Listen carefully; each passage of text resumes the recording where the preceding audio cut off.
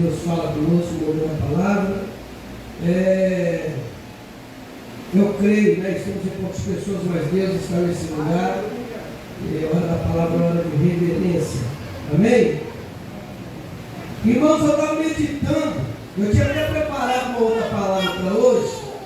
Mas eu estava meditando sobre a história de Ezequiel.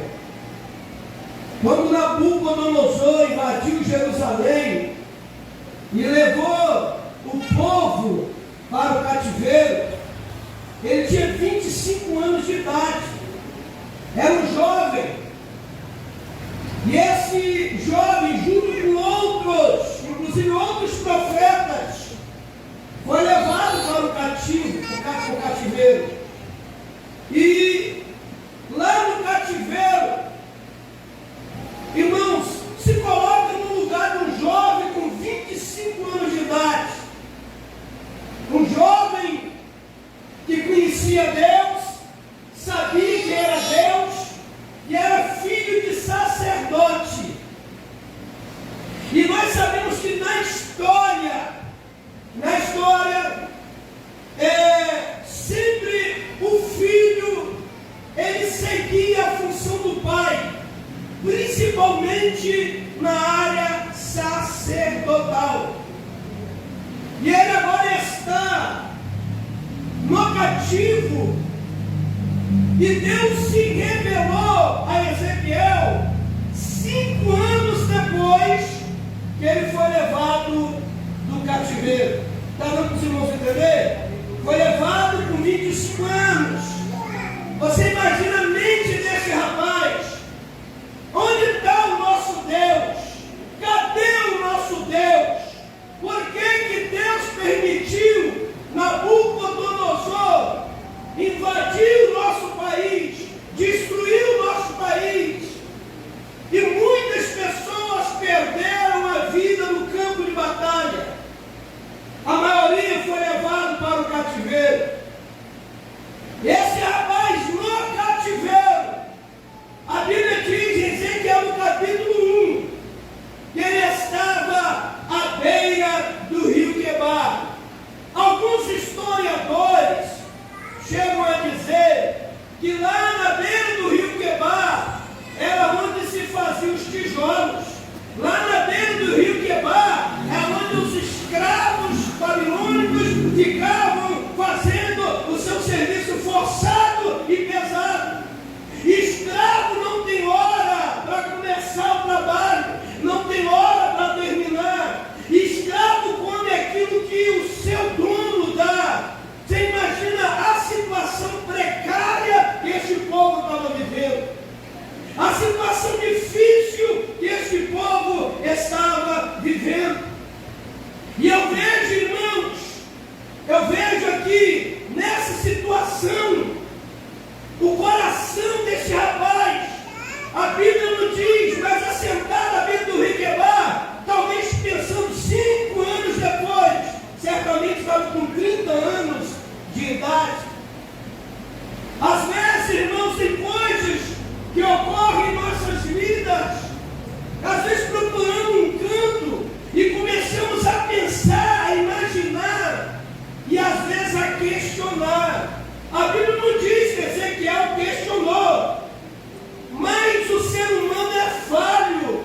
O ser humano às vezes não aceita determinada situação, porque ele acha que de Deus só vem o bom e o melhor, e às vezes, por provação, Deus não permite certas coisas. Eu fico imaginando o pastor Antônio, ele lá olhando aquele povo trabalhando e dizendo, eles tinham casa, tinham emprego, eles tinham uma boa comida, uma boa cama. Por quê? Não tem porquê e nem para quê.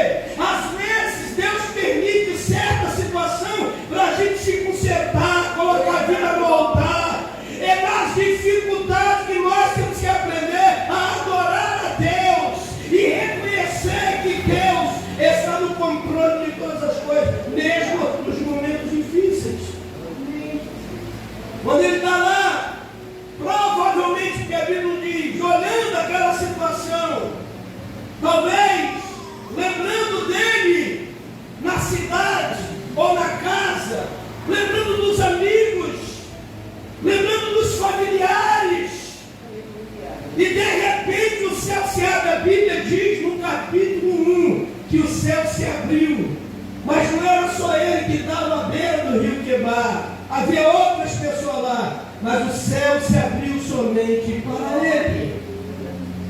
No capítulo 2, depois ele ter aquela visão maravilhosa, o céu se abrir para ele, a voz de Deus diz para ele, para Ezequiel: filho do homem, levanta-te e põe-te de pé.